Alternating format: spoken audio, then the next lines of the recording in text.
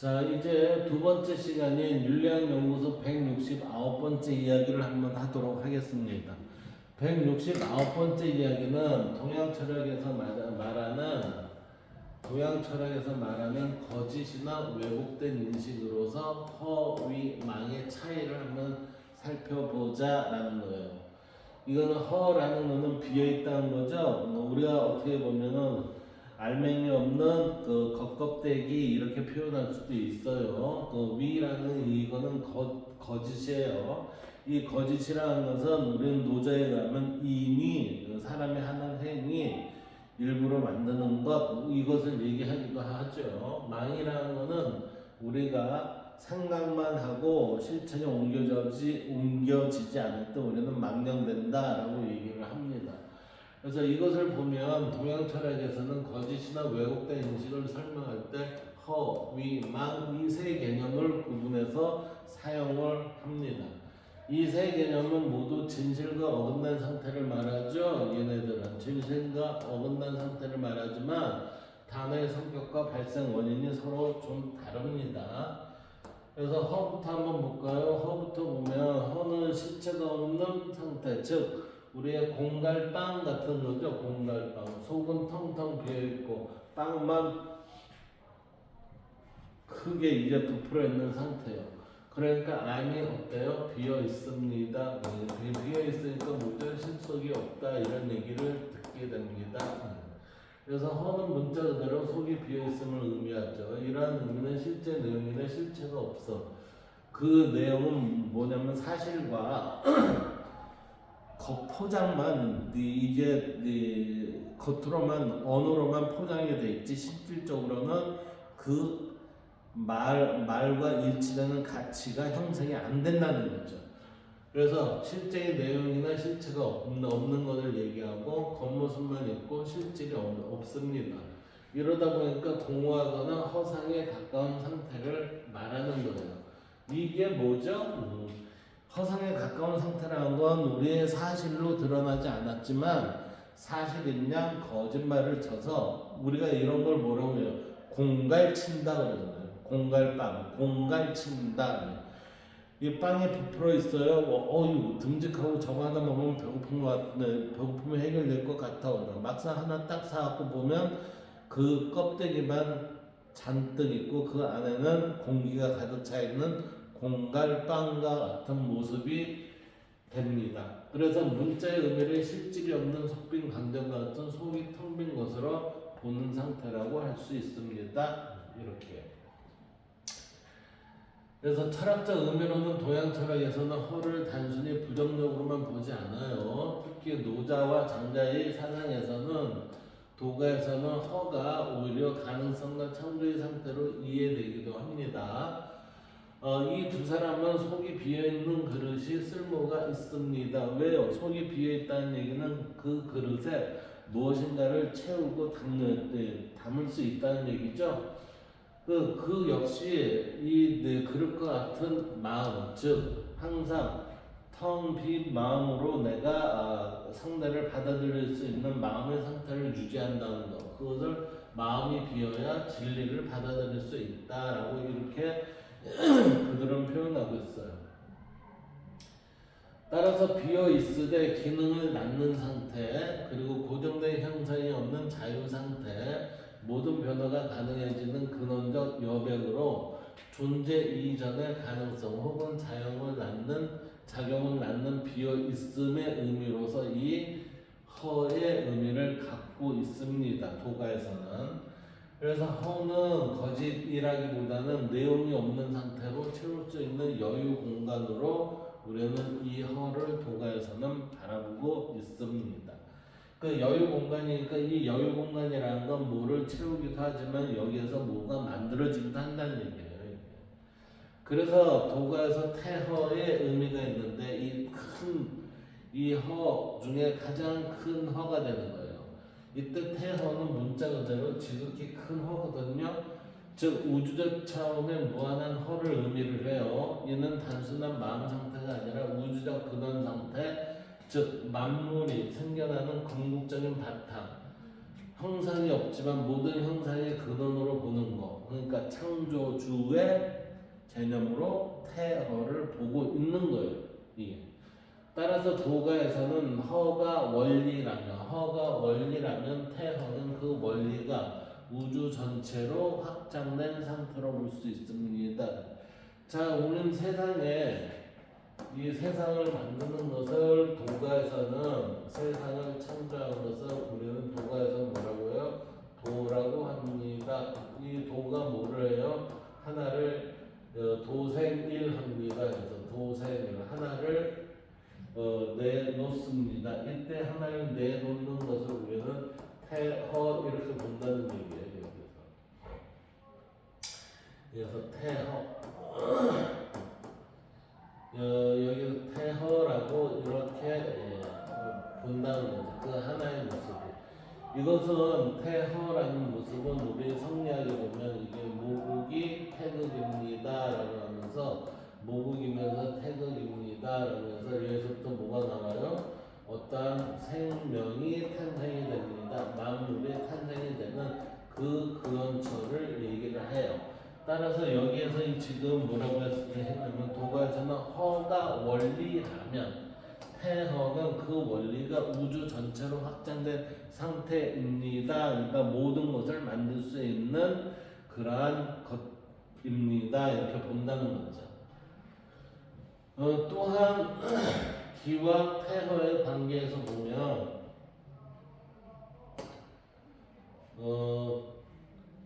기와 태허의 관계에서 보면 기와 태허의 관계에서 보면은 얘는 지금 이렇게도 볼 수 있다는 거예요.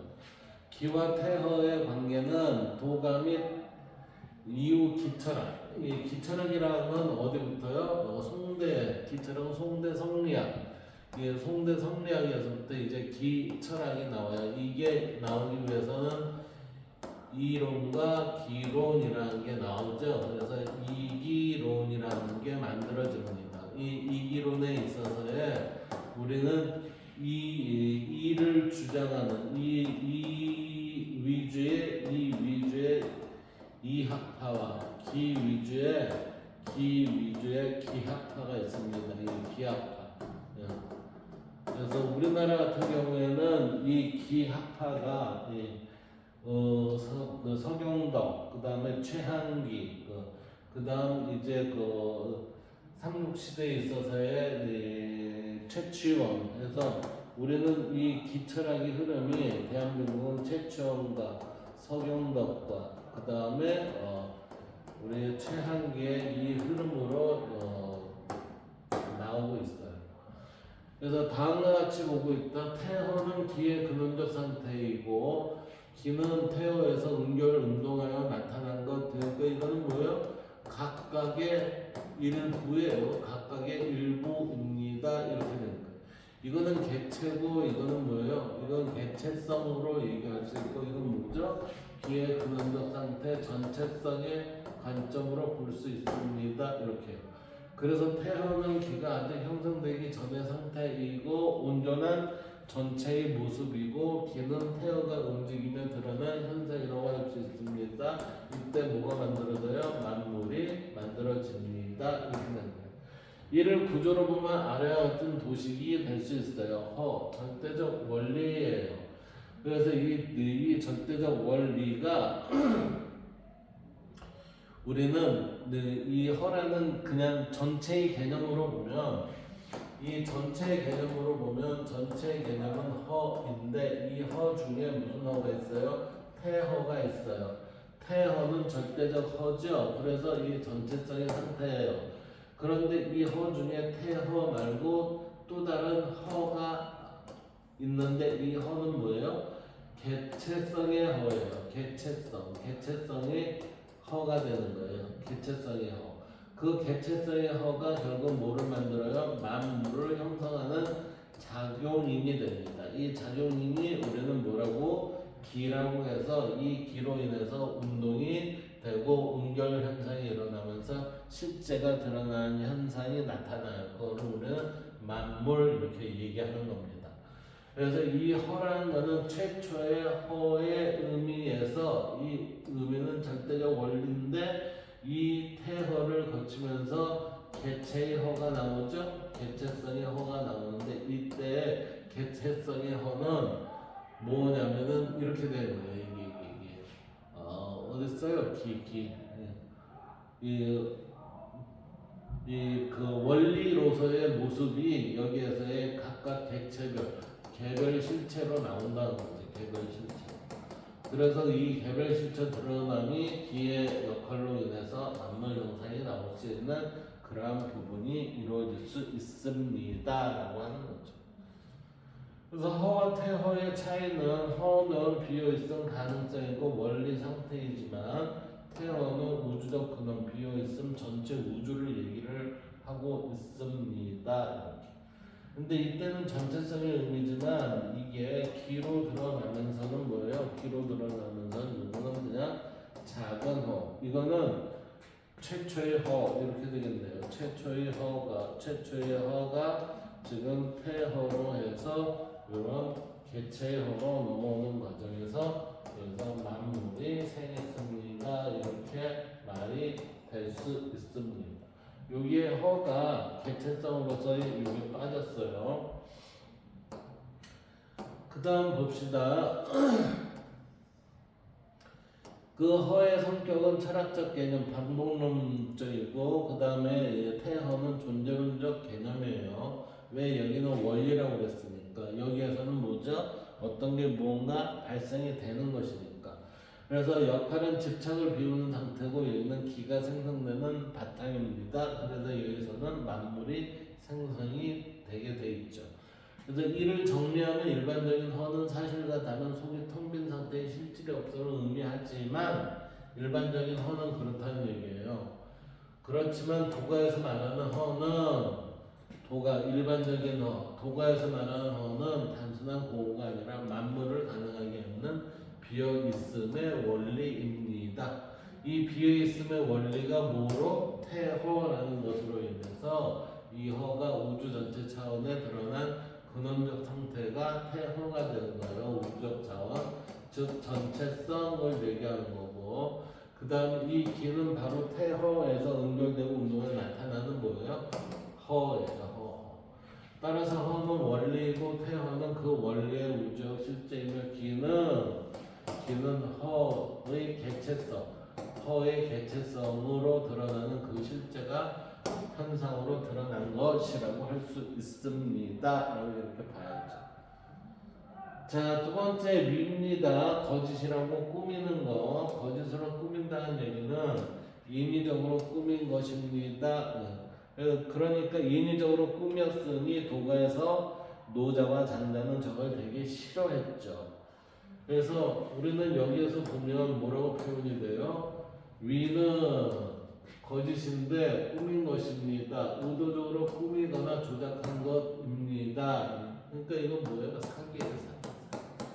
그래서 사실이 아닌 것을 사실인 것처럼 하는 거. 그래서 이러한 의미는 자연스럽지 않고 인위적입니다. 겉모습을 꾸며 실제와 다르게 만듭니다. 의도적 속임이 있습니다. 그러니까 거짓이라는 것은 어떻게든지 상대를 속여야 되겠다는 목적 의식을 가지고 있는 그런 언어의 개념이라고 볼 수 있어요. 그래서 위는 본래 사람이 의도적으로 꾸며낸 것을 뜻해요. 이러한 거짓의 특징으로는 인간이 의도와 계산이 들어있죠. 진실을 숨기거나 바꾸려는 행동과 본래가 아닌 인위적 상태로 보고 있어요. 그러니까 이거는 의도와 계산이 들어가 있다는 얘기니까 전적으로 뭐예요? 거짓 뒤에는 뭐예요? 사기의 행위를 말합니다. 이렇게 볼 수 있어요. 특히 위성, 거짓말, 가짜 행동 등으로 나타내는데 이때의 위는 자연스러움, 참에서 벗어난 인위성이기에 윤리적으로 도덕적 문제와 연결되는 경우가 있습니다. 이렇게. 이때 위란 거는 이게 거짓의 행위는 이 거짓의 행위는 아주 이게 마음 먹고 하는 거예요. 마음 먹고 하는 거. 따라서 작정하고 한다는 거예요. 작정하고 하는 행위. 작정하고 하는 행위를 우리는 뭐라고 해요? 그래요. 위. 자, 철학적 의미로는 첫째 도구에서의 위는 자연 상태가 아닌 인위의 상태를 우리는 위라고 합니다. 노자 장면은 거짓의 단순한 도덕적 문제보다 더 근본적으로 보죠. 도는 자연, 있는 그대로죠. 위는 인위 꾸민 억지, 즉 거짓은 도에서 벗어난 인위적 개입으로 보고 있습니다. 도의 관점에서 보면 위라는 것은 뭐죠? 자연스러움에 무위에 위배되는 거죠. 그래서 억지로 착해 보이려는 덕, 즉 천사로 등장하는 악마나 계산된 행동, 사회적 규범에 맞추기 위해 꾸민 자, 이 모두가 위가 됩니다.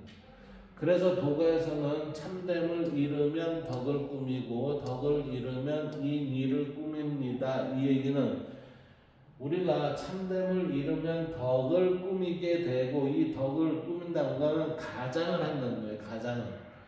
내가 속으로는 참이 없는데 나한테 참이 있는 것처럼 한다는 거죠. 그래서 덕을 잃으면 이 위를 꾸밉니다. 그러니까 모든 게 인위적인 작태로 드러납니다. 이 얘기예요. 여기서 꾸민다가 바로 거짓의 위입니다. 자, 이제 둘째 육아에서의 이 위의 긍정적 의미를 봅시다. 흥미롭게도 순자는 위를 다르게 봐요. 거짓을. 순자는 거짓을 어떻게 보느냐. 인간의 본성은 자연 그대로 두면 혼란합니다. 왜요? 욕심이 많아서 이익만 추구를 하려고 합니다. 이렇게 되는 거예요. 그래서 교육을 이러한 것을 억제를 하기 위해서 뭐가 필요해요? 교육이 필요합니다. 이런 거예요.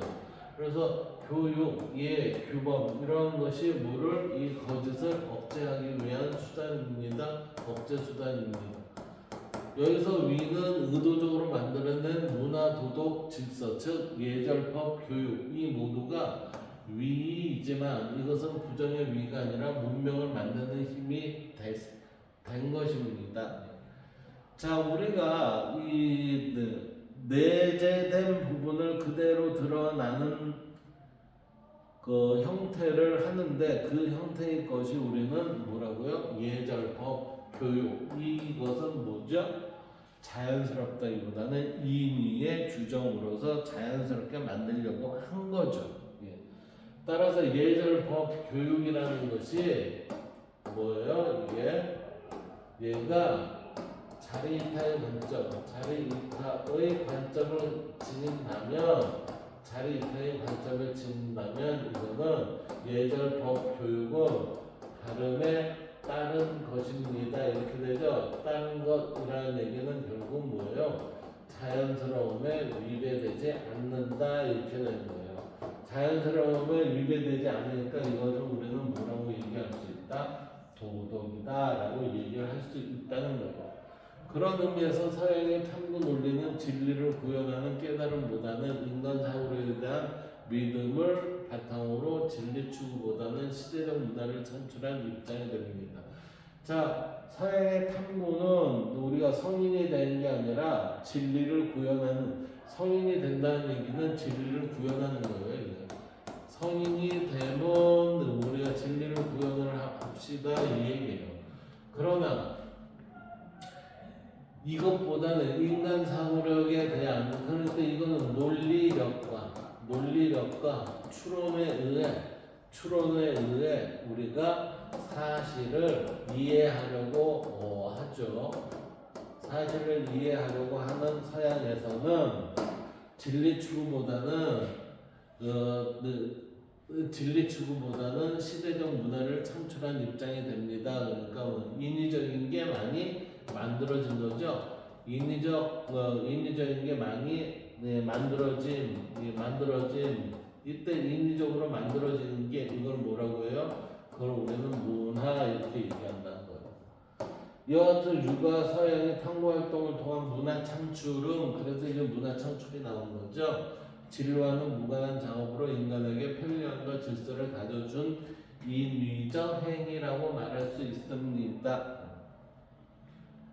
자, 이게 무작정 형태의 이의 행위냐? 그러면은 아니요. 유가의 입장에서는 뭐예요? 모든 문화 창들은 엄밀히 진리의 모습에 다가가려는 그래 시대적 요청에 따른 인위적 노력으로 볼 수 있습니다. 이 얘기는 무슨 말이냐면은 자, 우리는 교육과 예와 규범 이 모든 것은 뭐예요? 우리는 차리타의 관점에서 이게 적용이 되고 이게 적용이 됐다면 이거는 마치 뭐 발음을 지키는 그 행위가 되죠. 행위가 발음을 지키는 행위들이 교육 예 규범으로 되는 거예요. 그러다 보니까 엄밀히 진리의 모습에 다가가려는 그들의 시대적 요청에 따른 인위적 노력으로 볼 수 있습니다. 왜요? 이렇게 보이니까. 그래서 진리란 조화로움이자 질서 정연한 모습으로 표현될 수 있습니다. 왜? 우리는 조화는 뭐예요? 발음이 극치이죠. 극치이고 또 질서 정연한 모습이라는 것은 정의의 실현이에요. 정의의 실현 이렇게 돼요. 그렇기 때문에 우리는 이 모든 게 이해하고 일치될 수 있습니다. 이렇게 본다는 거예요. 이게 육아에서의 위의 개념이에요. 이때는 거짓보다는 꾸민다. 예, 꾸민다. 또는 이게 사실과 무슨 사실이요? 다름과 일치시키는 작업입니다. 이렇게 보는 거죠. 셋째, 불교에서의 망상. 위는 망상과 왜곡이에요. 불교에서는 위가 주로 망상, 집착, 분별과 연결이 됩니다. 이렇게 됐어요. 이는 있는 그대로 보지 못하고 마음이 만들어낸 왜곡된 인식.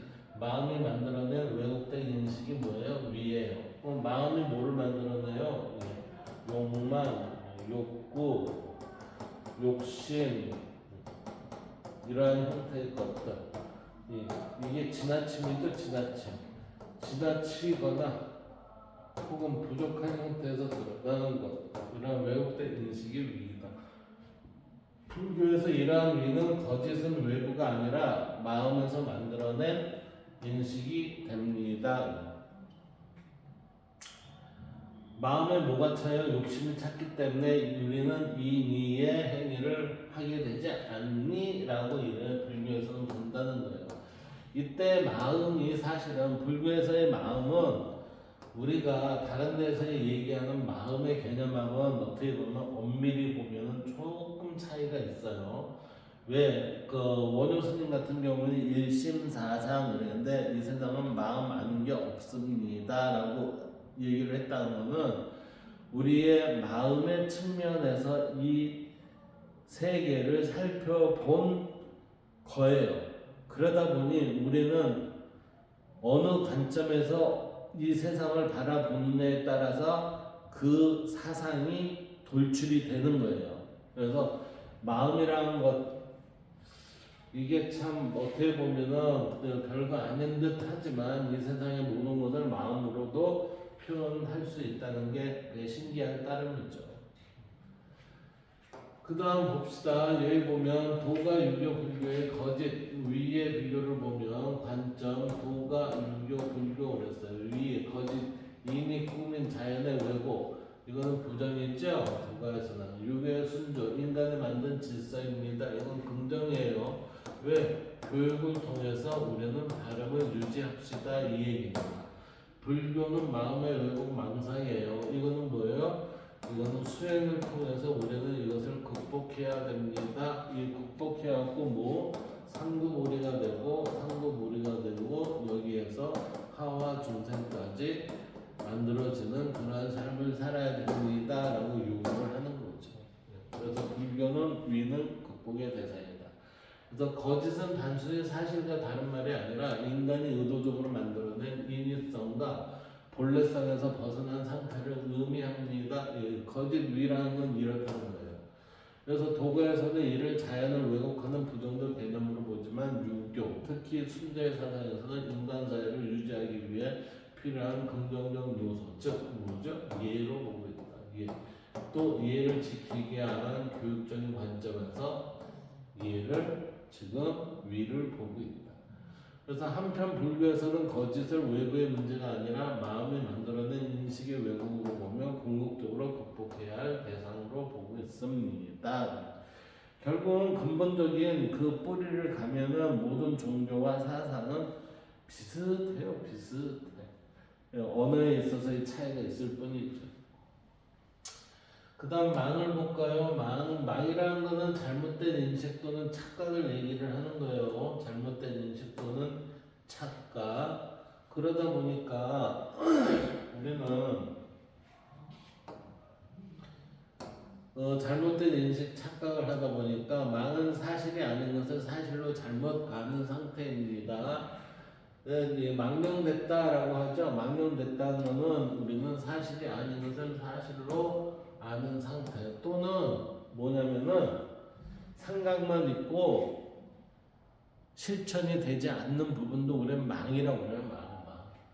그래서 이러한 의미는 착각, 망상, 잘못된 믿음으로 드러납니다. 이러한 망이 동서양 모두에서 중요한 개념이자 무엇이 문제인지가 왜 생기는가, 어떻게 극복하는가에서 서로 다른 방향을 보이고 있어요. 동서양이 방법에 있어서는 차이가 있다는 거죠. 그래서 동양은 존재 마음이 왜곡, 서양은 인식 판단의 오류로 봅니다. 그러니까 이거는 뭐죠? 객관적 탐구에 돼 있고, 이거는 뭐죠? 주관적 성찰에 얘가 주가 돼 있다, 이렇게 되는 거예요.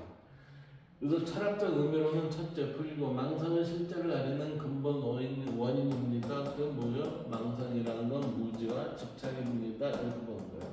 그래서 석가모니 가르치면서 망은 없는 것을 있다고 착각함으로써 무상무화를 보지 못하고 고정된 실체를 상정하여 욕망과 집착을 만들어내는 것이 됩니다. 따라서 망상은 세계 자체의 문제가 아니라 마음이 만들어낸 허상으로 보고 있습니다. 마음으로 만들어낸 허상이기 때문에 이 세상은 모두 어디에서 비롯됐다? 마음에서 만들어져서 마음에서 사라졌다. 이렇게 보는 관점이 불교에 있습니다. 그리고 불교에서는 망념이라는 말을 사용하는데, 이는 욕망과 집착 때문에 생기는 잘못된 생각입니다.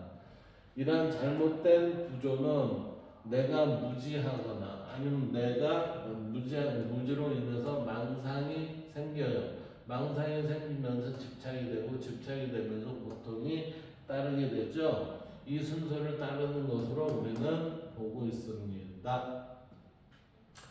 이 고통을 해소하기 위해 불교에서의 수행의 목표는 뭐죠? 망상을 제거하고 있는 그대로 보는 것, 즉 지혜, 깨달음에 있다고 생각을 하게 됩니다. 둘째, 도가에서의 망상은 자연에서 벗어난 분별입니다. 자연에서 벗어났다는 얘기는 무위의 개념보다는 아니야, 유의의 개념이야. 이 유의 개념은 사람의 인위를 행하고 있습니다. 이 얘기예요. 그래서 장자는 특히 망을 옳고 그름을 나누는 분별, 인위적 가치 판단, 자아중심적 해석으로 보고 망상을 강하게 비판합니다. 이 망이라는 것은 뭐죠? 나누는 분별, 판단, 중심적 해석, 그러니까 이게 뭐예요? 자기 판단이라는 거예요. 자기 판단. 뭐에 의한 판단이 아니라 정견에 따른 판단이 아닌, 정견에 따른 판단이 아닌 자기의 판단에 의지한다, 이렇게 되는 거예요. 그래서 장자의 입장은 분별이 생기는 순간 도에서 멀어집니다. 분별이 생긴 순간이라는 것은 우리가 분리가 되었던 순간 우리는 일치감을 잃게 됩니다. 따라서 일치감을 잃는다는 건 뭐죠? 다름에서 벗어나게 돼 있습니다 라는 얘기예요. 이게 따라서 망상에 대한 해결은 분별을 내려놓고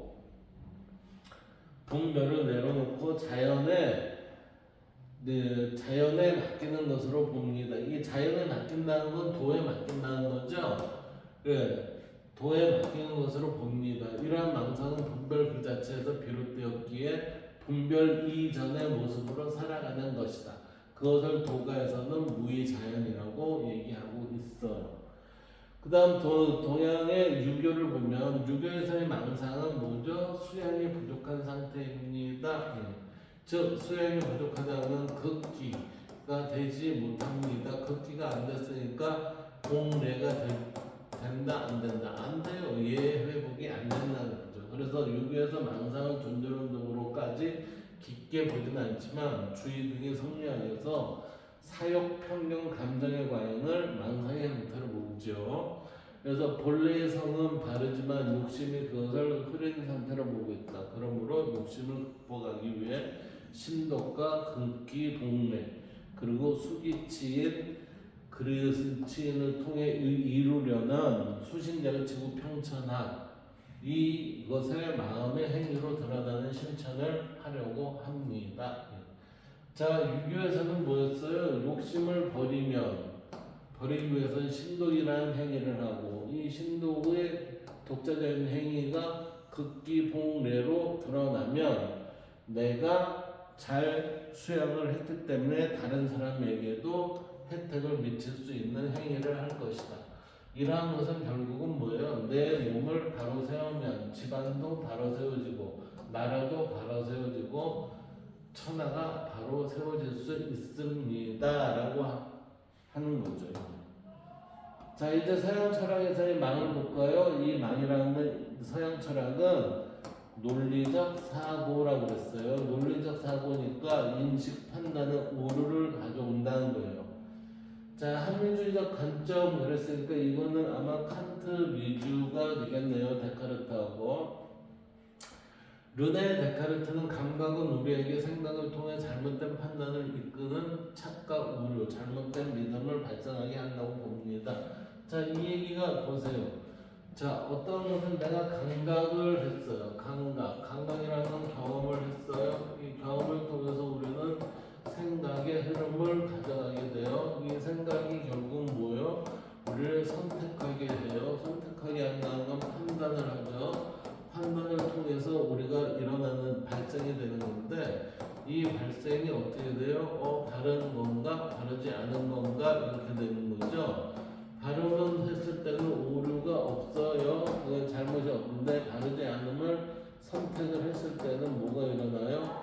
오류와 잘못된 믿음을 발생하게 됩니다라는 게 지금 이렇게 되는 얘기예요. 따라서 이를 망상이라 하였으면 이를 해결하기 위해 방법적 회의, 즉 이 경험의 생각과 판단, 발생 이 부분이 잘못된 것을 이걸 극복하기 위해서 이 사람은 방법적 회의를 했어요. 방법적 회의라는 거는 지극한 성찰을 했다는 거예요. 지극한 성찰. 누구한테? 나에게 이런 성찰적인 행위를 해봤습니다. 이렇게 해본 결과 이성적 의심과 확실한 인식을 주장을 했습니다. 이 얘기는 뭐죠? 이 얘기는 나는 생각한다, 고로 나는 존재한다는 얘기예요. 나는 생각한다, 나는 고로 존재한다. 이게 코기토 에르고 썸이라는 말입니다. 이 명제를 방법적 회의를 통해서 이것을 찾아낸 거죠. 이게 결국은 기껏해서 우리는 생각을 해봤더니 뭐가 일어나요? 나는 살아있구나. 이걸 찾아냈다는 거예요. 그 다음 이제 경험주의 관점. 경험주의는 이제 영국의 휴미예요. 데이비드 휴는 심리적 착각으로 보고 있어요. 그래서 인간은 습관 때문에 잘못 믿습니다. 이 습관 때문에 잘못 믿는다는 것은 발음이 익숙하면 우리가 정견을 갖는데 이 정견이 아니라 자신의 습관, 무슨 습관이에요? 생각을 해서 판단하는 이러한 습관이 있는데 이게 바르지 않은 쪽에서 나타나는 현상 때문에 잘못 믿습니다 했으니까 이때는 부정을 우리는 옳은 것이다 생각하면서 했다는 거죠. 그래서 인과관계는 실제가 아니라 습관적 기대로 보고 있습니다. 그러니까 습관적으로 했다 이 얘기예요. 즉 망상을 경험해서 생긴 심리적 착각, 이 심리적 착각으로 보고 있다는 거죠. 왜? 습관적으로 이렇게 하면 이런 결과가 나오니까 이게 맞을 거야 하면서 이렇게 했다는 거예요. 자, 근대 비판 철학의 관점에 있어서 인식 구조의 한계로 봅니다. 제가 보기에도 얘네들의 인식 구조의 한계가 있어요. 왜? 우리는 깨달음이라는 동양에서는 찾아갔지만 진리를 깨닫는 그걸 찾아갔지만 얘네들은 뭐를 찾았냐면 진리 추구라기보다는 논리적 사고를 점차 진리 추구의 방향보다는 논리적 사고가 우선인 그러한 흐름을 찾아간 사람들인 것 같아요. 그래서 임마누엘 칸트는 인간은 사물을 있는 그대로는 알 수 없습니다. 이 얘기는 뭐예요? 물자체인데 이 물자체라는 거는 진리에 대한 파악을 할 수 없다라고 보는 것 같아요. 이거는 인간은 진리 파악을 할 수 없습니다. 이 얘기예요. 동양에서는 진리 파악이라는 게 뭐죠? 깨달을 수 있습니다. 이렇게 얘기하는 거예요. 그런데 여기에서 뭐예요? 사물을 있는 그대로 알 수 없습니다. 그래서 우리의 인식들이 세계를 구성함에 따라 망상은 단순히 실수가 아니라 우리 인간 인식 구조 자체의 한계입니다. 뭐를 구성을 해요? 인식들. 이 인식들을 뭐라고 해요? 인간 인식 구조의 인간 인식의 구조라고 보는 거죠. 이 인식의 구조를 만들어 놓았기 때문에 우리는 이 구조적인 틀 속에서 실수를 하는 게 아니라 이 구조 자체의 한계로 인해서 이러한 실수를 발생하게 된다 이렇게 본다는 거죠. 자, 임마누엘 칸트의 얘기를 좀 잠깐 해볼까요? 임마누엘 칸트는 사물을 있는 그대로 봅니다 라는 얘기는 진리 그 자체를 경험합니다 라는 얘기로 봐야 되는데, 사물을 있는 그대로 우리는 볼 수 있다. 이 사물 있는 그대로 본다는 건 물 자체를 그대로 볼 수 있니? 이 얘기죠. 근데 칸트는 아니, 안 돼 라고 얘기를 해요. 그러니까 이제 그대로 동일시할 수는 없다고 그 둘을 명확히 구분을 합니다. 근데 이때 물 자체라는 것은 뭐죠? 칸트에서 물 자체는 인간의 인식과 무관하게 존재하는 사물 그 자체입니다 라고 해서 마치 물 자체라는 것은 동양에 있어서의 기의 모습으로 지금 생각하는 게 아닌가 이렇게 저는 볼 수 있을 것 같아요. 그래서 이는 우리의 감각, 지각 이전의 존재입니다. 인간의 인식 구조에 의해 가공되지 않는 상태이고 인간은 결코 직접 알 수 없으므로 표현합니다. 있지만 알 수 없는 어떤 것, 있지만 알 수 없는 어떤 것, 그건 뭐죠? 진리입니다. 이 진리를 우리는 여기에서 기의 표현으로 이해하는 거고, 칸트에서는 이거를 물 자체에 이거를 끄집어낸 것 같아요. 칸트 시대라면은 이미 동서양에 교류가 많이 있었던 시절이에요. 그렇기 때문에 동양 철학의 개념을 자신의 철학에 들어가 스며들게 그렇게 충분히 했을 수 있다고 저는 생각이 돼요. 두 번째, 우리가 아는 세계는 현상이죠. 눈으로, 즉 감각으로 경험할 수 있는 것, 이걸 얘기하는 거예요. 그러다 보니까 현상은 현상입니다. 즉 우리가 인식된 사물의 세계입니다. 칸트는 인간이 인식하는 세계를 감각과 오성이라는 것은 우리가 어떤 범주, 즉 감각 자료를 개념으로 정리하여 이해 가능한 대상으로 만들 수 있는 능력. 우리가 경험을 했어요. 그 경험이 뭐죠? 감각, 시간과 공간 속에서 드러나요. 그거를 우리는 누가 정리해요? 내가 정리한다는 거예요. 그 정리하는 힘이 뭐라고? 여기서 오성 그랬어요. 오성. 그래서 보는 것을 생각할 수 있는 것을 바꾸는 힘, 이것을 우리는 오성이라고 하는 거예요. 우리가 아까 앞서서 뭐라고 했냐면 경험을 해요. 경험을 하면은 이것을 생각으로 들어가게 합니다. 그래서 이것을 판단으로 하게 해서 우리는 선택이 이루어지게 됩니다. 이렇게 얘기했죠. 여기에서 오성이라는 건 결국 뭐예요? 경험이 아닌 생각을 통해서 정리되는 것, 이것을 칸트는 오성 이렇게 한 것 같아요. 그래서 구성된 세계, 이것이 현상이다. 즉 우리는 사물을 있는 그대로가 아니라 우리 방식대로 구성된 모습입니다. 이때 우리 방식대로 한다는 건 내 생각에 의해 정리된 대로 합니다 라는 얘기예요. 즉 각자의 오성대로 이 세상을 이해를 하게 됩니다라고 얘기하는 거예요. 세 번째, 사물을 있는 그대로 본다. 사물을 있는 그대로 본다는 거는 뭐죠? 이게 정견이에요, 정견. 이 표현은 왜곡 없이 본다는 거고 진실하게 본다는 얘기예요. 하지만 칸트에게는 이거 자체가 불가능하다고 생각해요. 왜? 내 사고가 정리를 해주기 때문에 우리는 오성에 의해서 우리는 그것을 살펴볼 수 있는 겁니다 라고 칸트는 보는 거예요. 그러다 보니 인간의 인식은 사물을 있는 그대로 보는 것이 아니라 항상 시간, 공간, 범주를 거쳐야 하기 때문입니다. 이거 보세요. 여기에서 지금 다시 설명을 하면 그래요. 우리가 어떤 것을 경험을 해요.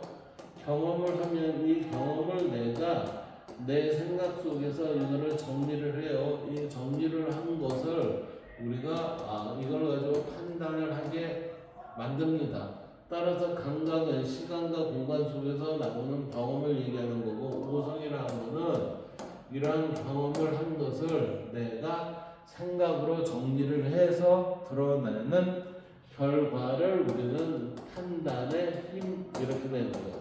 그러고 나서 뭐가 돼요? 선택이 이루어집니다. 이렇게 되는 거예요.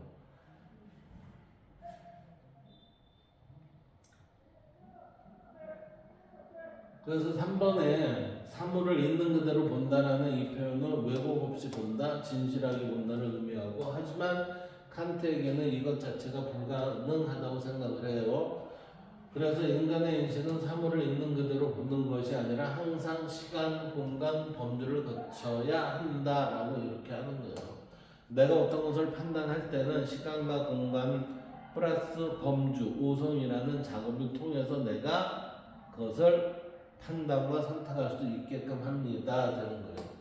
이것을 지금 도식으로 보면 이렇게 보인다는 거예요. 이 도식으로 보면 물 자체 우리가 알 수 있다 없다 없어요. 알 수 없어요. 근데 걔는 뭐예요? 있지만 알 수 없는 거 그랬어요. 그래서 우리는 이게 동양이어서 이거 기로 보고 있지 않는가 이렇게 생각이 돼요. 감각, 시간과 공간이죠. 이게 경험이에요. 경험이고 이 오성이라는 인식 구조예요. 여기는 생각의 틀 속에서 우리가 만들어지는 판단입니다. 이렇게 되는 거예요. 따라서 이 인식 구조 속에서 우리는 현상, 우리가 아는 세계를 예를 통해서 감각, 경험과 오성을 통해서 우리의 현상을 이해하게 되죠. 따라서 우리 방식대로 구성된 모습의 세계를 바라보게 된다는 거죠. 그래서 물 자체는 존재 자체이고 현상은 인간에게 나타난 모습이 됩니다. 자, 이거 이제 동양 철학과 대비를 해서 이 결과를 보면 이렇게 봅니다. 동양에서는 있는 그대로 본다. 망상을 제거하면 진실을 본다라고 하죠. 예를 들면 불교는 망상이 제거되면 진여 인식이 되고 진여라는 거는 있는 그대로의 그 모습을 본다는 거예요. 예. 도가는 분별이 제거되면 도를 체득한다고 하지만 칸트는 다르게 말해요. 아무리 노력해도 인간은 구조적으로 물 자체에 불과할 수 없다. 진리를 알 수는 없다. 이렇게 되는 거지. 그래서 칸트의 표현은 이러한 표현은 데카르트와 같은 사고의 논리를 따르는 것일 뿐 종교적 신과 나와의 일치라는 지복관, 즉 이건 토마스 아퀴나스죠. 토마스 아퀴나스의 지복관이나 천인합을 깨달음의 경지에 다다름을 표현한 것이 아니다. 따라서 성철 스님이나 해건 스님이 말하는 생각의 끝이라는 경계에 대해 달했을 때 발생되는 천인합일의 경지 이게 즉 깨달음의 순간이죠. 깨달음의 순간이 없는 사고의 논리적 경계를 이야기한 것으로 봐야 한다라고 저는 이렇게 해석을 했습니다. 칸트에 있어서 물 자체는 우리의 그 동양에서의 경문치지의 단계로 볼 수도 있지 않겠느냐 이렇게 좀 생각을 해봤어요. 그래서 인간의 인식과 무관하게 존재하는 삶을 그 자체를 의미하지만 인간은 감각과 인식 구조, 오성을 통해서만 세계를 파악할 수 있기 때문에 물 자체를 직접 알 수 없다라고 칸트는 그랬어요. 따라서 사물을 있는 그대로 본다. 사물을 있는 그대로 본다는 표현은 칸트 철학에서는 성립하지 않지만 우리가 인식하는 것은 언제나 인간의 인식들을 통해 구성된 현상에 불과하다라고 칸트는 얘기하고 있죠. 예. 그렇지만 경물 취지는 뭐예요? 사물의 궁극에 다다랐을 때 그 위치를 우리는 알 수 있습니다 라고 하니까 진여가 인식이 됩니다야 하는 게 이제 이 표현이라고 봐야 돼. 자, 망상에 대한 동서양의 비교를 볼까요? 여기서 보면 결국은 그래요. 망상에 대한 동서양의 구분은 망상의 본질, 동양은 마음의 왜곡으로, 서양은 인식의 오류로 보고 있고, 그 다음 원인은 무지 집착, 그 다음에 분별이고, 그 서양은 감각 오류, 판단 오류 이렇게 돼요. 그러니까 이거는 객관적 측면이고, 이거는 주관적인 형태에 있어서 이걸 해소해요. 그래서 대상을 보면 존재 자체를 왜곡하고 이건 지식과 판단 이렇게 돼요. 그래서 이건 존재 자체를 왜곡이라는 건 직접 들어가는 거죠. 이거는 뭐예요? 그냥 겉으로 보는 거예요, 이게. 그래서 이거에 대한 해결책은 깨달은 무집착이고 여기 이성 분석 검증 이렇게 돼요.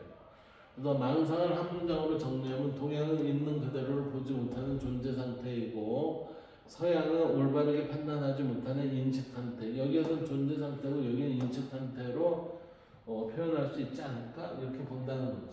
그러므로 망상은 동양에서는 마음이 만들어낸 근본적인 왜곡으로 이해되지만 존재를 있는 그대로 보지 못하게 만드는 근원적 문제로 여겨져요. 반면 서양에서는 망상이 주로 인식과 판단의 오류로 이해되죠. 그래서 감각이나 이성의 한계에서 발생하는 잘못된 믿음의 문제로 다뤄집니다. 따라서 동양은 망상을 깨달음을 통해 제거하려 하고 서양은 이를 이성과 비판적 사고를 통해 교정하려고 하는 거죠. 결국 망상은 단지 의도적인 거짓은 아니고 인식의 오류에서 발생될 수 있는 것으로 오해, 편견, 잘못된 판단 등으로 빚어진 것이라고 서양에서 바라보는 관입니다. 자, 여기에서 우리는 허위, 망의 세 개념의 차이를 한번 살펴봅시다. 허위, 망의 세 개의 차이는 이렇게 볼 수가 있어요. 이게 마지막이네요. 허위, 망의 차이는 이렇게 볼 수 있어요. 봅시다. 허는 내용이 비어있음이에요. 실체가 없음이죠. 원인은 이 안이 비어있기 때문에 그렇습니다. 하니까 여기에는 도가적인 생각은 지금 없다는 거예요. 위는 인위적으로 꾸밈이죠. 가식이라는 게 가식. 그래서 의도적인 속임이에요. 그래서 계산과 이익이 여기에는 안에 깔려 있다고 봐야 된다. 이렇게 되는 거죠. 망은 잘못된 인식이에요. 착각이나 오해를 통해서 하는데 이건 뭐예요? 결국은 자신의 무지나 집착으로 인해서 잘못된 인식을 갖게 된다. 이렇게 되는 거죠. 그래서 이것을 정리하면 허는 내용이 없는 상태고 위는 의도적으로 꾸민 거짓이고 망은 잘못된 인식이다. 결론적으로 허는 비어있고 위는 꾸며낸 거짓이고 망은 잘못된 인식으로 우리는 정리할 수 있습니다. 여기에서 우리 동서양에 있어서의 철학적인 개념은 참고 사항으로 보시면 될 것 같습니다. 자, 이 시간 여기에서 마치도록 하겠습니다. 감사합니다.